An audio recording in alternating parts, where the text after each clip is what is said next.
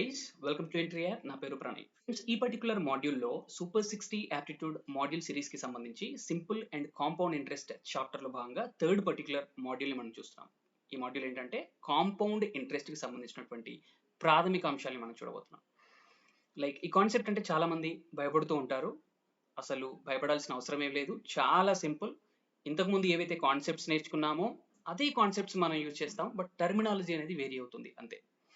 Compounding అనే నేమే మనకి suggest చేస్తుంది. కాంపౌండింగ్ అంటే ఏంటంటే ఒకదానిపైన ఇంకొకటి అని అర్థం. కాంపౌండింగ్ అంటే ఏంటంటే ఒకదానిపైన ఇంకొకటి అంటే దీంట్లో మేజర్గా మనకి సింపుల్ ఇంట్రెస్ట్ కి కాంపౌండ్ ఇంట్రెస్ట్ కి వేరియేషన్ ఏంటో తెలిస్తే టోటల్గా ఈ అసలు ఎస్ఐ అండ్ సిఐ కాన్సెప్టే మనం క్లియర్ చేసినట్టు.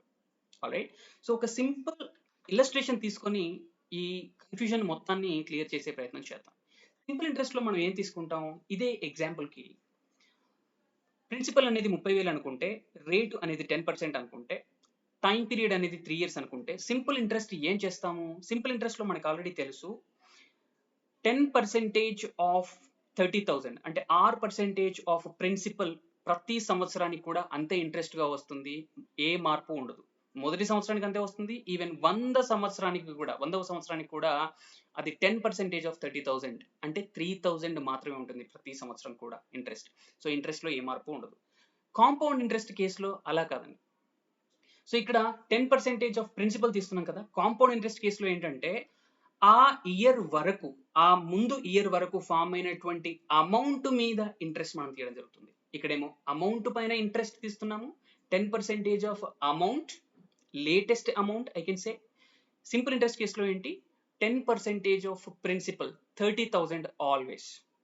ఆల్రైట్, సో ఇది మాత్రమే సింపుల్ ఇంట్రెస్ట్ కి కాంపౌండ్ ఇంట్రెస్ట్ కి ఉన్న డిఫరెన్స్. సో ఇల్లస్ట్రేషన్ చూడండి, మీకు ఇంకా క్లారిటీ వచ్చేస్తుంది. సో కాంపౌండ్ ఇంట్రెస్ట్ కేసులో ఫస్ట్ ఇయర్ కి ఏమవుతుంది అంటే 10% ఆఫ్ 30,000. 10% ఆఫ్ 30,000 ఎంత అండి? 3,000. అంటే ఇదేంటి 10% ఆఫ్ 30,000 అంటే సింపుల్ గా దాన్ని ఏమనొచ్చు? ప్రిన్సిపల్ పైన వచ్చేటువంటి ఇంట్రెస్ట్. అంటే ఈ 30,000 పైన వచ్చే ఇంట్రెస్ట్ ఫస్ట్ ఇయర్ లో ఉంటుంది. ఎందుకంటే ఇదే అమౌంట్ 30,000 మాత్రమే అమౌంట్, అంతకు మించి ఇంకేం లేదు కదా. సో ఈ ప్రిన్సిపల్ ఈ కేసులో అమౌంట్ అవుతుంది. Alright, so what can you conclude? First year కి simple interest and compound interest రెండు కూడా సమానం.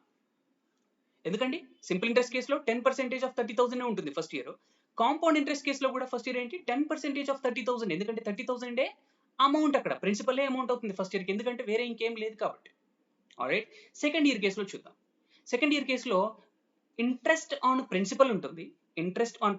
అంటే 10% ఆఫ్ 10% ఆఫ్ 30,000 అంటే 3,000 ఉంటుంది. అండ్ అదనంగా 10% ఆఫ్ 3,000. ఈ 3,000 ఎక్కడ అండి? ఇది 3,000 ఏంటంటే ఫస్ట్ ఇయర్ లో ఫామ్ అయినటువంటి వడ్డీ. అంటే ప్రిన్సిపల్ పైన మనము పర్సెంటేజ్ తీస్తున్నాము, అలాగే ఫస్ట్ ఇయర్ లో ఫామ్ అయినటువంటి ఇంట్రెస్ట్ పైన కూడా వడ్డీ తీస్తున్నాము. అందుకే దీన్ని వడ్డీ పైన వడ్డీ అంటాం. అంటే ప్రిన్సిపల్ పైన పర్సెంటేజ్ తీస్తున్నాము, ఫస్ట్ ఇయర్ లో ఫామ్ అయినటువంటి వడ్డీ పైన కూడా మనం పర్సెంటేజ్ తీస్తున్నాము. సో ఓవరాల్ గా మనం ఏం ఫైండ్ అవుట్ చేస్తున్నాము అంటే అమౌంట్, ఇక్కడ ప్రిన్సిపల్ ప్లస్ ఇంట్రెస్ట్ అంటే టోటల్ గా అమౌంట్ నుంచి, ఫస్ట్ ఇయర్ తర్వాత ఫామ్ అయినటువంటి అమౌంట్ నుంచి మనము 10% ఫైండ్ అవుట్ చేస్తున్నాం. ఆల్రైట్, సో ఇప్పుడు నెక్స్ట్ థర్డ్ ఇయర్ చూడండి. థర్డ్ ఇయర్ లో ఎలా కావాలి అంటే 2 years లో ఫామ్ అయినటువంటి అమౌంట్ మీద మనం పర్సెంటేజ్ తీస్తే సరిపోతుంది. అదే మనకి థర్డ్ ఇయర్ లో ఫామ్ అయ్యేటువంటి ఇంట్రెస్ట్. 2 years తర్వాత ఫామ్ అయినటువంటి అమౌంట్ అంటే ఇక్కడ ప్రిన్సిపల్ ప్లస్ 2 years లో ఫామ్ అయినటువంటి ఇంట్రెస్ట్ మీద మనం పర్సెంటేజ్ తీస్తే అయిపోతుందండి, అంతే కదా. ప్రిన్సిపల్ ప్లస్ ఇంట్రెస్ట్ ఈ రెండు కలిపితేనే మనం అమౌంట్ అంటాం. కాంపౌండ్ ఇంట్రెస్ట్ లో అమౌంట్ మీద మనం పర్సెంటేజ్ కన్సిడర్ చేస్తాం. So compound interest in third year ఏమవుతుందంటే ఇక్కడ ప్రిన్సిపల్ నుంచి వచ్చే ఇంట్రెస్ట్, ఆల్రైట్, అలాగే ఈ 2 years లో ఫామ్ అయినటువంటి ఇంట్రెస్ట్ మీద మనం ఇంట్రెస్ట్ తీయాలి. అంటే దీనిపైన ఇంట్రెస్ట్, ఫస్ట్ ఇయర్ లో వచ్చిన ఇంట్రెస్ట్ పైన ఇంట్రెస్ట్ అంటే 10% ఆఫ్ 3,000. అండ్ సెకండ్ ఇయర్ లో వచ్చినటువంటి ఇంట్రెస్ట్ పైన ఇంట్రెస్ట్ అంటే దీనిపైన 10% 300 అవుతుంది, అండ్ దీనిపైన 10% 30 అవుతుంది. ఆల్రైట్, సో 3 years కి ఏం చేస్తున్నాం మనం? ఓవరాల్ గా ప్రిన్సిపల్ పైన వచ్చేటువంటి పర్సెంటేజ్, అలాగే 2 years లో వచ్చినటువంటి ఇంట్రెస్ట్ పైన మళ్ళీ 10% కన్సిడర్ చేస్తున్నాం. అంటే ఓవరాల్ గా లేటెస్ట్ ఇయర్ అంటే సెకండ్ ఇయర్ వరకు ఫామ్ అయినటువంటి అమౌంట్ మీద మనము పర్సెంటేజ్ తీయడం అనేది జరుగుతుంది. సింపుల్ అంతే, అంతకు మించి ఇంకేం లేదు. సో ఓవరాల్ గా చూడండి, ఇక్కడ 3,000 3,000 3,000 ఓవరాల్ గా ఎంత 9000. 3000 అనేది 3 టైమ్స్ ఉంది, అందుకే సింపుల్ గా మనం ఇలా క్యాలిక్యులేట్ చేయొచ్చు అని చెప్పేసి నేను ఇలా విడదీసి రాశాను. రైట్, ఇక్కడ చూడండి 300 ఎన్ని ఉన్నాయి, ఇక్కడ 3 ఉన్నాయి కాబట్టి 300 into 3 900, అండ్ ఇక్కడ 10% ఆఫ్ 300 ఏంటి 30 ఒకటే ఉంది కాబట్టి 1. సో ఓవరాల్ గా 3 years లో ఫామ్ అయినటువంటి కాంపౌండ్ ఇంట్రెస్ట్ ఎంత అని అంటే 9000 plus 930, 9930. All right, and total గా ఫామ్ అయ్యే అమౌంట్ ఏంటి అంటే ఏం చెప్తారు 3 years తర్వాత? Principal plus interest. ప్రిన్సిపల్ ఎంత 30,000, ఇంట్రెస్ట్ ఎంత 3 years లో ఫామ్ అయింది 9930. ఓవరాల్ గా అమౌంట్ ఎంత అని అంటే 39,930. ఇది అమౌంట్ అవుతుంది. అండ్ ఇక్కడ ఒకటి మెన్షన్ చేశాను, కాంపౌండెడ్ యాన్యువల్లీ అంటే ఏంటి?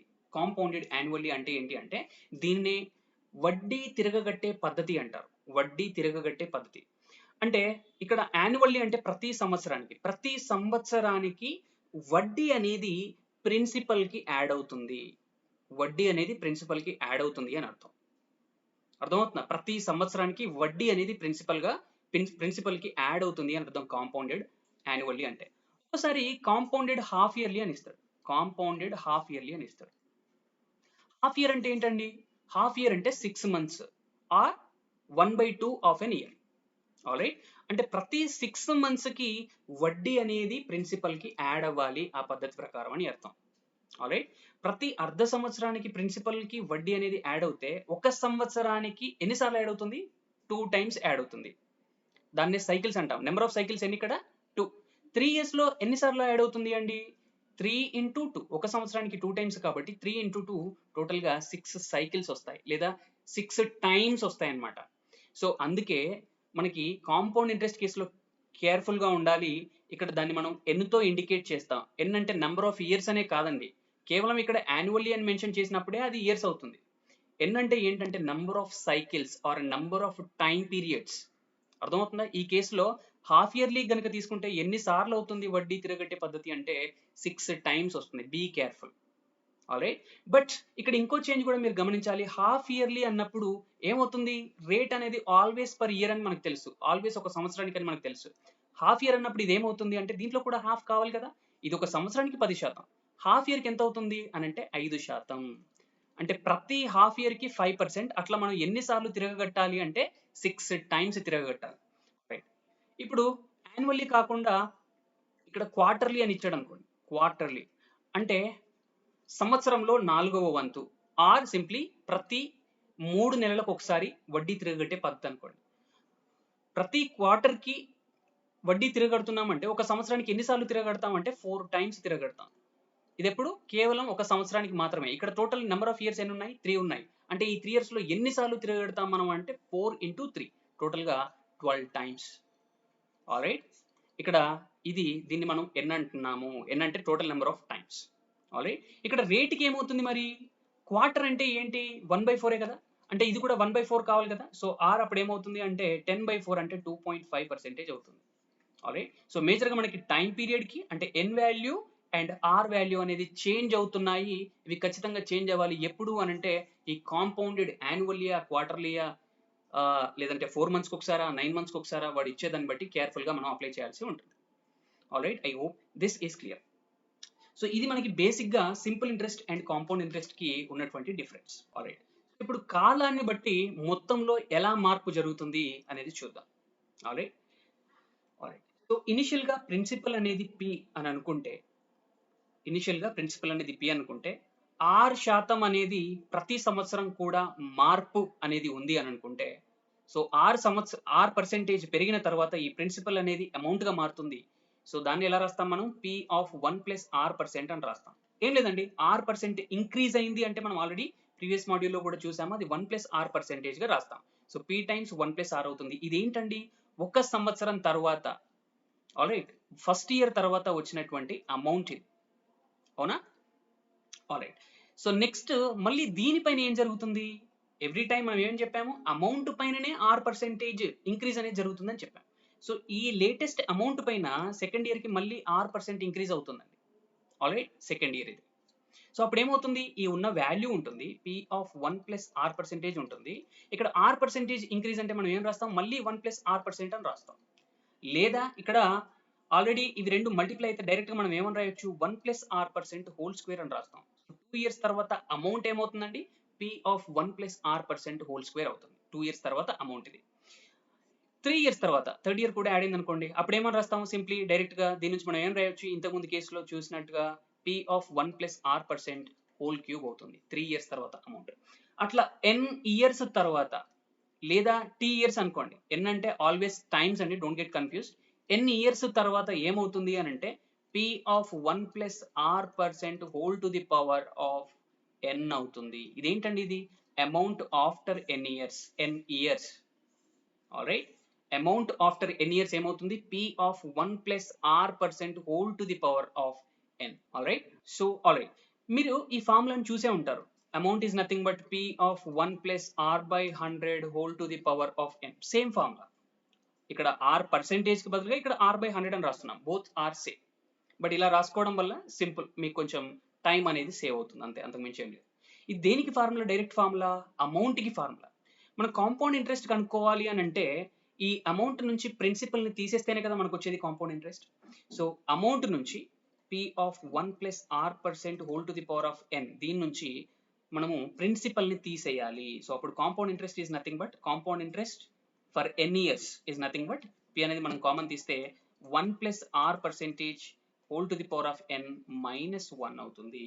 సో ఇది మనకి కాంపౌండ్ ఇంట్రెస్ట్ కి సంబంధించినటువంటి ఫార్ములా. ఆల్రైట్, సో చాలా కేర్ఫుల్ అండి. మనకి డైరెక్ట్ ఫార్ములా దేనికి ఉంది? అమౌంట్ కు ఉంది. P of 1 plus R% whole to the power of n. Compound interest formula ఏంటి అని అంటే P of 1 plus R% whole to the power of n minus 1. I hope this is clear. So ఇక్కడ దీన్ని బట్టి మీరు ఏం అర్థం చేసుకున్నారు? ఈ ఫ్లోని బట్టి ఇది చాలా ఇంపార్టెంట్ డెరివేషన్ అండి. దీన్ని బట్టి మీరు ఏం అర్థం చేసుకున్నారు అంటే, ఇక్కడ ఇనిషియల్ గా ఉన్న వాల్యూ పైన R% పెరిగితే ఈ లేటెస్ట్ వాల్యూ అమౌంట్ అయింది, మళ్ళీ దీనిపైన R% పెరిగితే ఎంత వచ్చింది, మళ్ళీ దీనిపైన R% పెరిగితే ఎంత వచ్చింది. అంటే ఇక్కడ అమౌంట్ లో వేరియేషన్ అనేది successive in nature. Successive in nature అంటే వరుస పర్సెంటేజ్ల మార్పు. ఈ కాన్సెప్ట్ ఆల్రెడీ మనం ఫస్ట్ నుంచి చూస్తూ ఉన్నాం, సేమ్ కాన్సెప్ట్ ఇందులో కూడా అప్లై చేస్తున్నాం. వరుస పర్సెంటేజ్ల మార్పు అంటే ఇక్కడ మనం సక్సెసివ్ అంటే రెండు వరుస మార్పులకి directly what you can use is successive percentage change formula లేదా overall percentage change formula, that is A plus B plus A into B divided by 100. ఈ ఫార్ములా వాడవచ్చు. ఇది మనకి తెలియాల్సిన అంశం. ఆల్రైట్. ఇప్పుడు కాలాన్ని బట్టి మొత్తం మరియు చక్ర వడ్డీలలో మార్పు ఎలా ఉంటుందనే చూద్దాం. ఆల్రైట్, సో ఇక్కడ ఇయర్స్ తీసుకుందాం T, అండ్ ఇక్కడ వచ్చేసి అమౌంట్ ని తీసుకుందాం, అండ్ ఇక్కడ వచ్చేసి కాంపౌండ్ ఇంట్రెస్ట్ ని తీసుకుందాం. అసలు వేరియేషన్ ఎలా ఉంది అనేది ఒకసారి చూద్దాం. సో ఫస్ట్ ఇయర్ లో చూద్దాం. ఆఫ్టర్ ఫస్ట్ ఇయర్ అమౌంట్ ఏమవుతుంది? ఆల్రెడీ మనం ఇందాక కేసులో చూసాము. ఇనిషియల్ గా ఉన్న P కాస్త ఏమవుతుంది? P times 1 plus R% అవుతుంది. ఎప్పుడు ఇది? ఒక సంవత్సరం తర్వాత ఫామ్ అయినటువంటి అమౌంట్. కాంపౌండ్ ఇంట్రెస్ట్ ఏంటి అంటే ప్రిన్సిపల్ పైన డైరెక్ట్ గా R% ఫస్ట్ ఇయర్, అవునా కదా? అంటే సింప్లీ R% ఆఫ్ P అనేది compound interest for the first year అండి. ఆల్రైట్, సో 2 ఇయర్స్ తర్వాత ఏమవుతుందో చూద్దాం. 2 ఇయర్స్ తర్వాత ఏమవుతుంది? Amount P of 1 plus R% whole square అవుతుంది. R% whole square అవుతుంది. సో దీంట్లో ఏంటి? కాంపౌండ్ ఇంట్రెస్ట్ ఏమవుతుంది అంటే ప్రిన్సిపల్ నుంచి ఫామ్ అయ్యేటువంటి ఇంట్రెస్ట్ అంటే ఇదే కదా, ప్రిన్సిపల్ నుంచి ఫామ్ అయ్యేటువంటి ఇంట్రెస్ట్ R% ఆఫ్ P, ఇది ప్రిన్సిపల్ నుంచి ఫామ్ అయింది, ప్లస్ ఫస్ట్ ఇయర్ లో ఫామ్ అయినటువంటి ఇంట్రెస్ట్ పైన ఇంట్రెస్ట్. ఫస్ట్ ఇయర్ లో ఫామ్ అయిన ఇంట్రెస్ట్ ఏంటండి? ఇదే కదా. మళ్ళీ దీనిపైన R% మనం అప్లై చేయాల్సి ఉంటుంది. అంటే R% of this value, R% of P. Alright, so ఈ రెండింటిని చూడండి. R% ఆఫ్ P అనేది కామన్ ఉంది, అంటే R% ఆఫ్ P అనేది మనం కామన్ తీస్తే సో 1 plus R% అనేది ఉంటుంది. సో ఈ రెండింటిని కనుక మీరు కంపేర్ చేస్తే చూడండి, సో ఇక్కడ పవర్ 2 ఉన్నప్పుడు ఇక్కడ 1 plus R%, ఇక్కడ పవర్ 1 వస్తుంది. ఆల్రెడీ ఇక్కడ 2 ఉన్నప్పుడు ఇక్కడ 1, ఇక్కడ 3 ఉన్నప్పుడు ఇక్కడ 2. మీరు ఇది అబ్జర్వ్ చేయాల్సి ఉంటుంది. ఇక్కడ ఇన్ అడిషన్ టు దట్ ఇక్కడ P ఉంది, ఇక్కడ ఏమొస్తుంది? కేవలం R% ఆఫ్ P వస్తుంది. That's the only difference. ఇది ఎందుకు చెప్తున్నాను? నెక్స్ట్ థర్డ్ ఇయర్ చూద్దాము, ఎప్పుడు మీకు క్లారిటీ వచ్చేస్తుంది. సో 3 ఇయర్స్ తర్వాత అమౌంట్ ఏమవుతుంది? P of 1 plus R% whole cube అవుతుంది. ఆల్రైట్, సో దీని ప్రకారం ఇక్కడ ఏం రావాలి? R% of P 1 plus R% of 2 రావాలి. సో మీరు టాలీ కూడా చేసుకోవచ్చు. ప్రిన్సిపల్ నుంచి ఇంట్రెస్ట్ తీసుకోండి, plus first year and second year లో ఫామ్ అయినటువంటి ఇంట్రెస్ట్ నుంచి కూడా ఇంట్రెస్ట్ తీసుకొని యాడ్ చేయండి. Same thing you will get R% of P times 1 plus R% whole square. Alright, so ఇక్కడ మీకు ఫార్మాట్ అర్థమైంది అనుకుంటున్నా. ఇక్కడ p of 1 plus r percentage whole cube 3 years తర్వాత ఫామ్ అయినటువంటి అమౌంట్ ఇది. కేవలం థర్డ్ ఇయర్ లో వచ్చే ఇంట్రెస్ట్, కాంపౌండ్ ఇంట్రెస్ట్ ఇది. 2 ఇయర్స్ తర్వాత ఫామ్ అయినటువంటి అమౌంట్ ఇది. కేవలం సెకండ్ ఇయర్ లో ఫామ్ అయినటువంటి ఇంట్రెస్ట్, కాంపౌండ్ ఇంట్రెస్ట్ ఇది. ఆల్రైట్, సో అట్లా 4 ఇయర్స్ కి చెప్పొచ్చు కదా మీరు. p of 1 plus r percentage whole to the power of 4 ఇదేమవుతుంది, r percentage of p times 1 plus r percentage. ఇక్కడ ఏం రావాలి, ఇక్కడ 4 ఉంది కాబట్టి ఇక్కడ 3 వస్తుంది. సో డైరెక్ట్ గా ఈ రిలేషన్ మనం తీసుకొని ఆ పర్టికులర్ ఇయర్ కి సంబంధించినటువంటి కాంపౌండ్ ఇంట్రెస్ట్ కనుక్కోవచ్చు. థర్డ్ ఇయర్ అనుకోండి, థర్డ్ ఇయర్ కి ర్యాండమ్ గా మీరు కాంపౌండ్ ఇంట్రెస్ట్ కనుక్కోవచ్చు using this formula.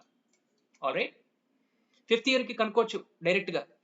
Fifth year కనుక్కోవాలంటే ఏం చేస్తారు, r percentage of p times 1 plus r percentage whole to the power of 4 కనుక్కుంటారు direct. This forms your fifth years compound interest. Direct గా మీరు వీటిని యూజ్ చేసి కనుక్కోవచ్చు. ఆల్రైట్, సో ఇప్పుడు ఈ రెండింటి యొక్క రిలేషన్ మనకు అర్థమైంది.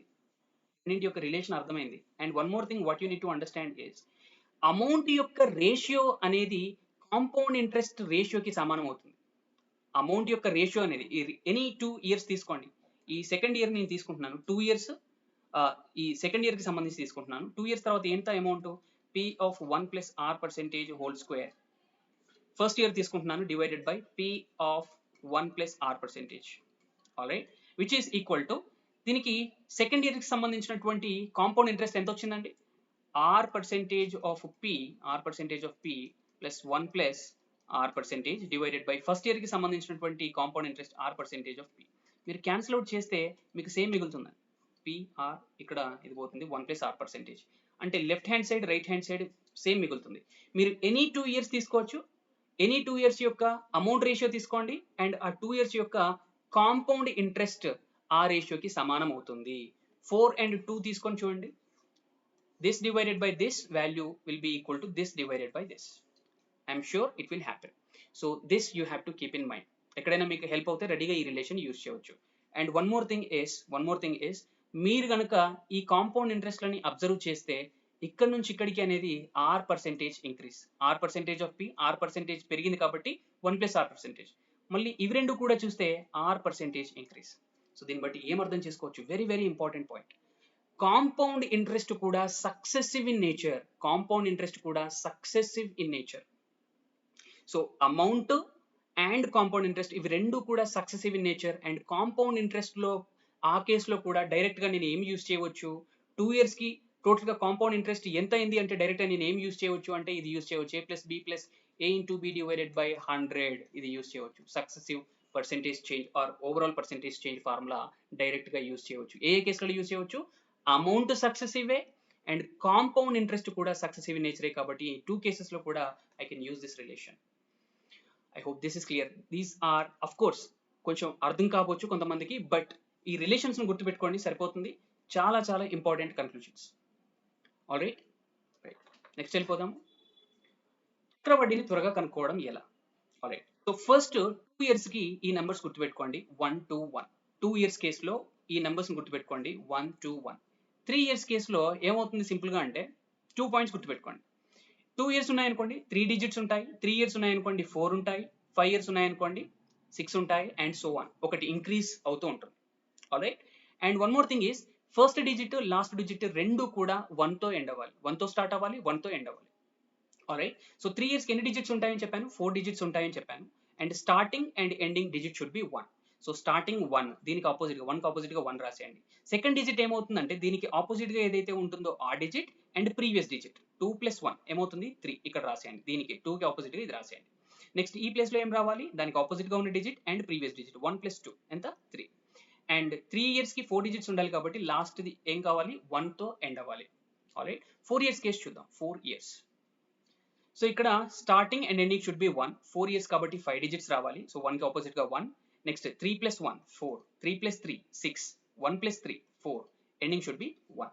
సో అట్లా మీరు నంబర్ ఆఫ్ ఇయర్స్ కి డైరెక్ట్ గా మీరు కాంపౌండ్ ఇంట్రెస్ట్ కనుక్కోవచ్చు using this simple trick. Alright, so first లో ఉన్న ఈ 1 కి ఆపోజిట్ గా మీరు ఏం రాస్తారు అంటే 25,000. ఇప్పుడు మన కేసు ఏంటండి, దేనికి వ్యాలిడ్, 3 ఇయర్స్ కేసు ఇది కాబట్టి ఈ డిజిట్స్ వ్యాలిడ్. ఆల్రైట్, సో మనకు కావాల్సిన డిజిట్స్ ఏంటి 1 3 3 1. 1331. సో ఈ ఫస్ట్ ఉన్న డిజిట్ కి ఆపోజిట్ గా మీరు ఏం రాస్తారు ఆల్వేస్ అంటే ప్రిన్సిపల్ రాస్తారు. సో 25,000. ఆల్రైట్, 25,000. ఈ ఫస్ట్ ఉన్న 1 కి ఆపోజిట్ గా ప్రిన్సిపల్ రాస్తారు 25,000. నెక్స్ట్ డైరెక్ట్ మీరు ఏం చేయండి అంటే డైరెక్ట్ దీని నుంచి ఆర్ పర్సెంటేజ్ తీసుకోండి. ఆర్ పర్సెంటేజ్ అంటే 20% ఆఫ్ దిస్ వాల్యూ ఏమవుతుంది 5,000 అవుతుంది. మళ్ళీ దీని నుంచి 20% ఆర్ పర్సెంటేజ్ తీయండి, ఎంత అవుతుంది 1000 అవుతుంది. మళ్ళీ దీని నుంచి 20% ఏమవుతుంది 200 అవుతుంది. ఆల్రైట్, ఇప్పటికే ఇంకా ఫైనలైజ్ కాలేదు. ఇప్పుడు మీరు ఏం చేయాలి అంటే ఈ ముందున్న ఫ్యాక్టర్స్ ఇవి ఉన్నాయి కదా, మల్టిప్లేయర్స్ తోని మల్టిప్లై చేయండి. ఆల్రైట్, సో ఏమవుతుంది ఎండ్ రిజల్ట్ ఇక్కడ రాసేయండి 25,000 అండ్ ఇక్కడ వచ్చేసి 15,000 అవుతుంది, 15,000 అవుతుంది అండ్ ఇక్కడ వచ్చేసి 3,000 అవుతుంది అండ్ ఇక్కడ 200 అవుతుంది. Alright, so first final number వదిలేసి మిగిలినవన్నీ కూడా యాడ్ చేసినప్పుడు మీకు వచ్చేది ఏంటి అంటే కాంపౌండ్ ఇంట్రెస్ట్, ఇచ్చిన టైం పీరియడ్ లో వచ్చే compound interest. So 15,000 plus 3,000 18,000 plus 200 18,200 అనేది ఏమవుతుంది అంటే కాంపౌండ్ ఇంట్రెస్ట్ అవుతుంది in 3 years. So total amount ఎంత 3 years లో అంటే A3 అమౌంట్ ఆఫ్టర్ 3 years ఏమవుతుందంటే ప్రిన్సిపల్ ఫస్ట్ ఉంది ఎప్పుడు కానీ అది principal. So 25,000 plus compound interest formed in 3 years, that is nothing but 18,200. So overall గా మనకి ఏమవుతుందండి 43,200 అనేది అమౌంట్ గా ఫామ్ అవుతుంది. మనకు అడిగింది ఏంటి కాంపౌండ్ ఇంట్రెస్టే కనుక్కోమన్నాడు కాబట్టి కేవలం 18,200 is your final answer. So direct గా ఈ డిజిట్స్ ఈ టెక్నిక్ యూజ్ చేసి మీరు ఫైండ్ అవుట్ చేయవచ్చు. సో మీరు కనుక ఒకవేళ కనెక్ట్ చేసుకోగలిగితే రిలేట్ చేసుకోగలిగితే ఈ 1331 ఆల్రెడీ మీరు యూజ్ చేశారు. ఎలా యూజ్ చేశారు ఫస్ట్ ఆల్రెడీ మీకు నేను చెప్పాను. ఆల్రైట్, ఇక్కడ చూడండి 30,000 అనేవి ఫస్ట్ ఈ 30,000 వన్ టైమే ఉంది కాబట్టి 30,000 అంటే 1 into 30,000 ప్రిన్సిపల్ అది. ఆల్రైట్, నెక్స్ట్ చూడండి 3,000 అనేవి ఎన్ని ఉన్నాయి 3 ఉన్నాయి కాబట్టి ఇక్కడ 3 into ఇలా ఫామ్ అయినటువంటి ఇంట్రెస్ట్ ఇది 3,000. నెక్స్ట్ డిజిట్ కూడా 3నే కదా అండి, ఇక్కడ చూడండి 300 కూడా 3 ఉన్నాయి కదా, సో 300 into 3 అండ్ చివరిగా మనకి ఏంటి ప్యాటర్న్ లో 1331 కదా, ఇక్కడ చూడండి 30 ఒకటి ఉంది, సో into 30 ఇదే కదా మనం చేసాం ఫైనల్ గా కూడా. Alright, so concept is same అండి, కాన్సెప్ట్ మారదు. దాని నుంచే మనం షార్ట్ కట్స్ అని చెప్పేసి డిరైవ్ చేస్తున్నాం, అది గుర్తుపెట్టుకోవడం వల్ల మనకి కాన్సెప్ట్ అనేది రావట్లేదు. సో కాన్సెప్ట్ నుంచి అప్రోచ్ అవ్వండి ప్రతిదీ కూడా, సో ఎన్ని సంవత్సరాలైనా అది మర్చిపోరు, అలాగే ఉంటుంది. ఆల్రైట్, ఇప్పుడు successive percentage increase of compound interest అనేది చూద్దాం. ఆల్రెడీ నేను మీకు ఇందాకే చెప్పాను. సో కాంపౌండ్ ఇంట్రెస్ట్ కూడా ఎలా వేరీ అవుతుంది సక్సెసివ్ ఇన్ నేచర్ అని చెప్పాను. సో చూడండి for instance if we have 100 rupees ఉందనుకోండి, ఒకవేళ 10% పెరిగింది అనుకోండి, అదేమవుతుంది 110 అవుతుంది, అవునా? సో ఇదేంటిది అమౌంట్ 1 year తర్వాత ఫామ్ అయినటువంటి అమౌంట్. మళ్ళీ ఇది 10% పెరిగింది అనుకోండి, ఏమవుతుంది 10% అంటే ఏమవుతుంది 11 కదా, అంటే 121 అవుతుంది. అండ్ మళ్ళీ ఒక 10% పెరిగింది అనుకోండి, ఏమవుతుంది 10% అంటే 12.1. ఆల్రైట్, 12.1 అంటే ఎంత అవుతుంది 3, సో 133.1 అవుతుందండి. ఆల్రైట్, సో ఇప్పుడు ఈ గ్యాప్ చూడండి. ఆల్రైట్, దీనికి గ్యాప్ ఎంత అండి 10, దీనికి గ్యాప్ ఎంత 11, రైట్. దీనికి గ్యాప్ ఎంత అండి 12.1. సో ఇవి మీరు చూసుకున్నా కానీ these 3 are also successive in nature. ఇక్కడ నుంచి ఇక్కడ గ్యాప్ ఎంత ఉంది 10. ఆల్రైట్, 10%. ఇక్కడ నుంచి ఇక్కడికి కనుక చూసుకుంటే ఇది కూడా 10% కదా, 10% అంటే 1.1 రెండింటిని యాడ్ చేస్తే మీకు 12.1 వస్తుంది. సో ఇది కూడా 10%. సో చూసారా ఈ కరెస్పాండింగ్ మనకి కాంపౌండ్ ఇంట్రెస్ట్ కూడా సక్సెసివ్ ఇన్ నేచర్. ఇవి ఎంతైతే పర్సెంటేజ్ తో వేరియేషన్ అవుతున్నాయో సో అంతే పర్సెంటేజ్ తో ఇక్కడ కూడా వేరియేషన్ ఉంది, that you have to keep in mind. Alright, so అందుకే కాంపౌండ్ ఇంట్రెస్ట్ కూడా సక్సెసివ్ ఇన్ నేచర్ అని చెప్తున్నాం.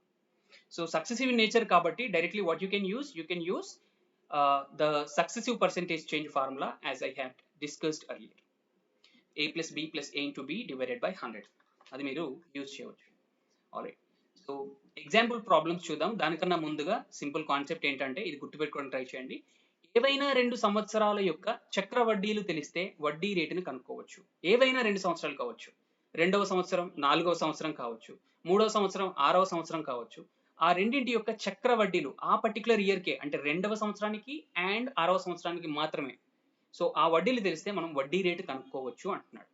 ఆల్రైట్, సింపుల్ కాన్సెప్టే. ఎందుకు ఇలా చేయొచ్చు అని అంటే ఇందాక చెప్పిన సక్సెసివ్ చేంజ్ కాన్సెప్టే మనం అప్లై చేస్తాం, nothing new. So will solve a problem, అప్పుడు మీకు క్లారిటీ వచ్చేస్తుంది.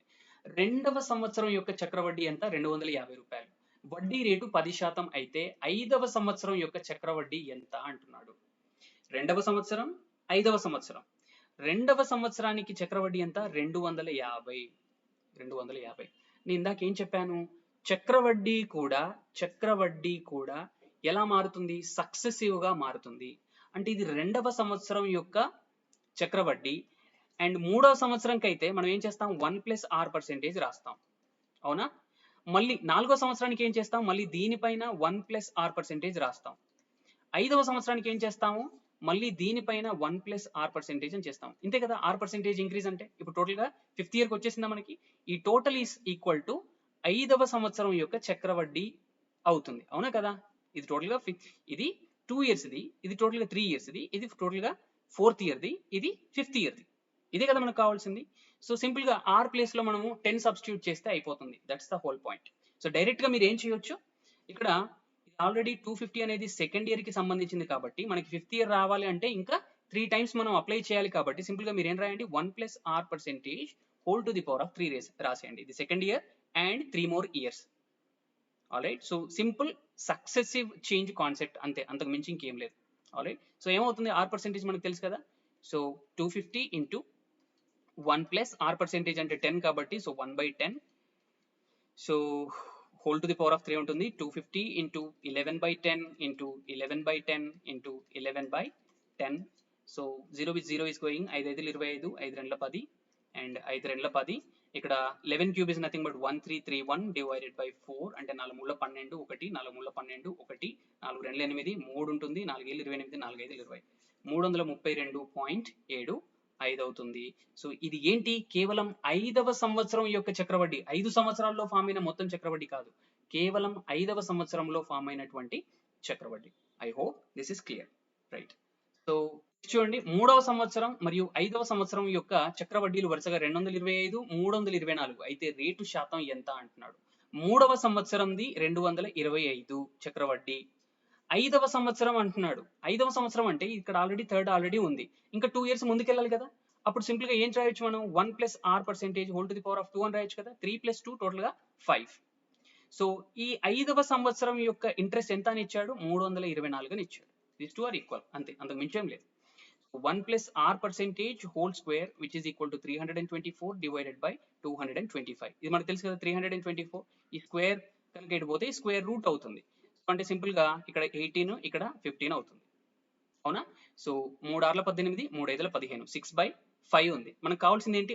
r% కదా మనం కనుక్కోవాల్సింది. r% is nothing but 6/5 minus 1 అంటే ఏమవుతుంది? ఇది 1/5 అవుతుంది. పర్సెంటేజ్ కదా మనకు కావాల్సింది, అంటే ఎంత అవుతుంది? 20% అవుతుంది. వడ్డీ రేట్ ఎంత? 20%. సో సింపుల్ గా మీరు ఈ టెక్నిక్ యూజ్ చేసి with in no time you can get to final answer. Alright. So అసలు ఏంటి మీకు బేసిస్ ఏంటి? అసలు మీరు ఎందుకు ఇలా అప్లై చేస్తున్నారు? ఇందాక చెప్పిన మనం concept is funda, concept is everything.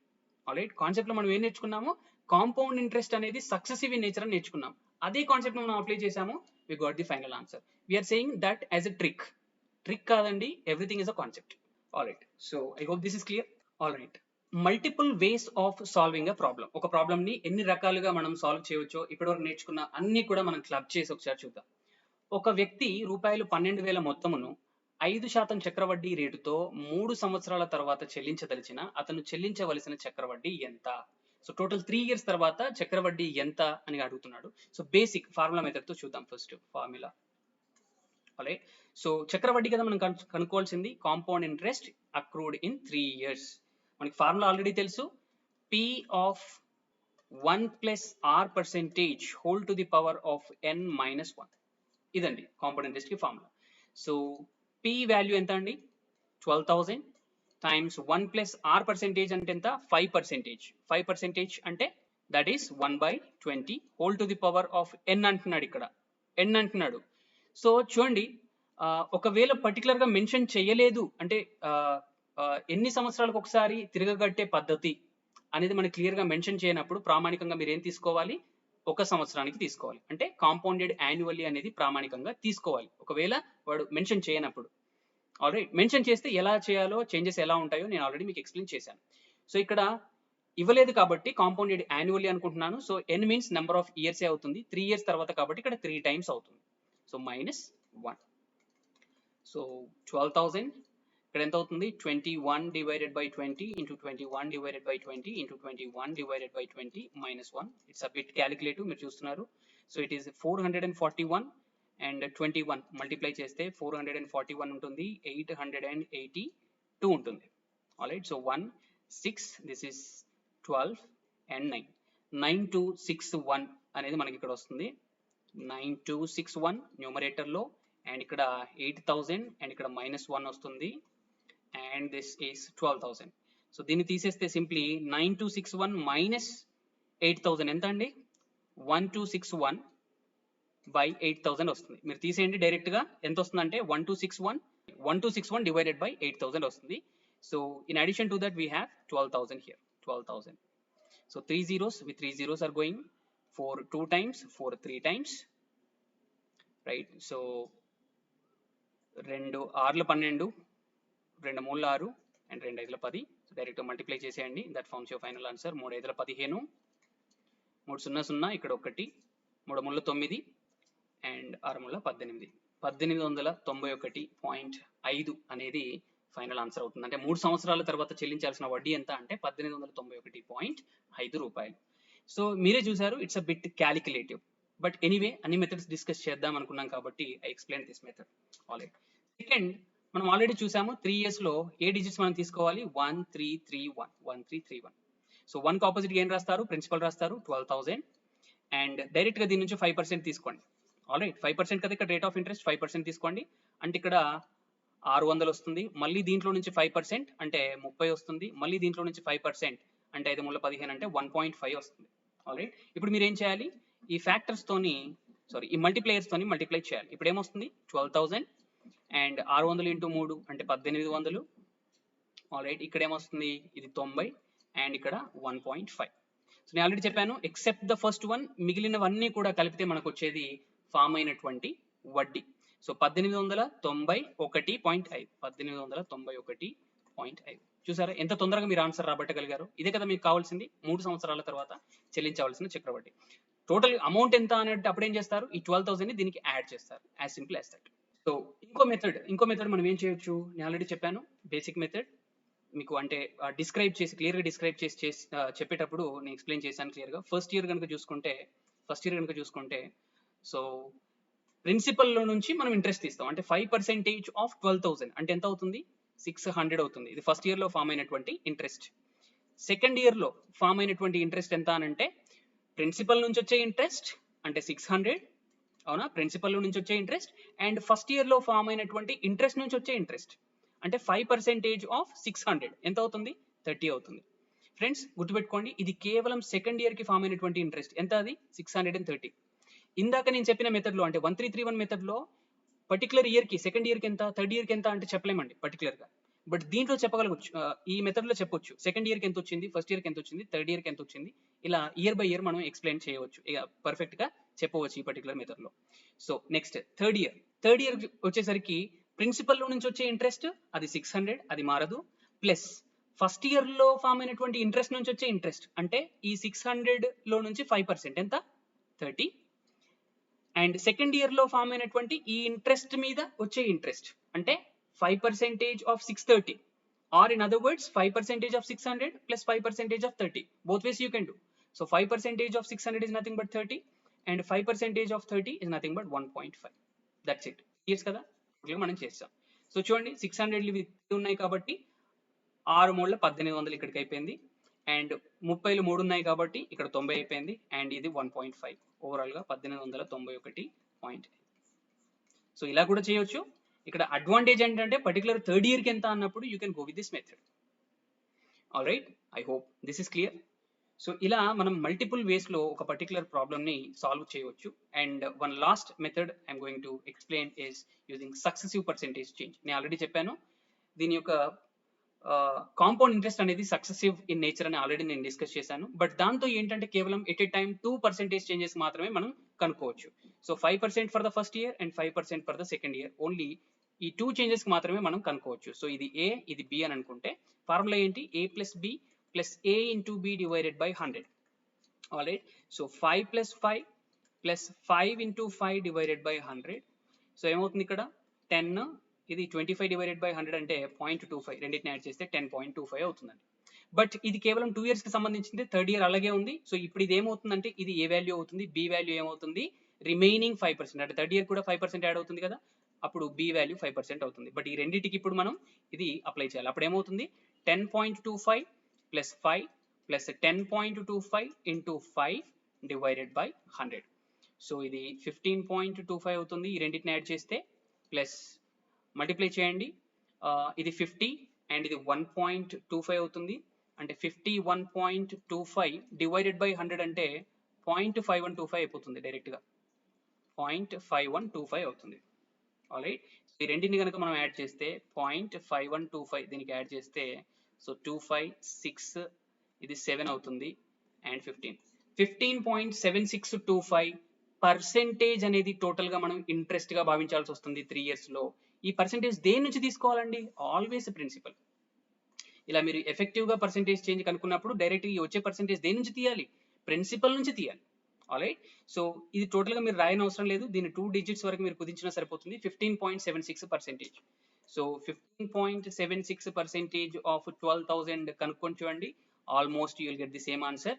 నేను చేసేస్తున్నాను, డైరెక్ట్ మల్టిప్లై చేస్తున్నాను. 12 72, 72 12 84, 7 91, 12 5 60, 69, 69, 12 1 12, 6 18. సో మనకి ఎంత వస్తుందంటే 1891.2 వస్తుంది. ఎందుకు, నేను ఇక్కడ ఇంకా రిమైనింగ్ డిజిట్స్ తీసుకోలేదు కాబట్టి. So approximately you got the same answer. Actual answer ఏంటి 1891.5, బట్ ఇది అప్రాక్సిమేట్లీ దగ్గర దాకా వచ్చేసింది. సో ఇలా మల్టిపుల్ వేస్ లో you can get to the final answer. Alright, I know the session is a bit lengthy, but informative అని నేను అనుకుంటున్నాను. ప్రతి పాయింట్ కూడా మీకు క్లియర్ అయిందని అనుకుంటున్నాను. So solve more number of problems so that you can not forget, you can't forget the concepts. All right, I hope this is clear guys. We'll meet you with the next session. Thank you, have a nice day.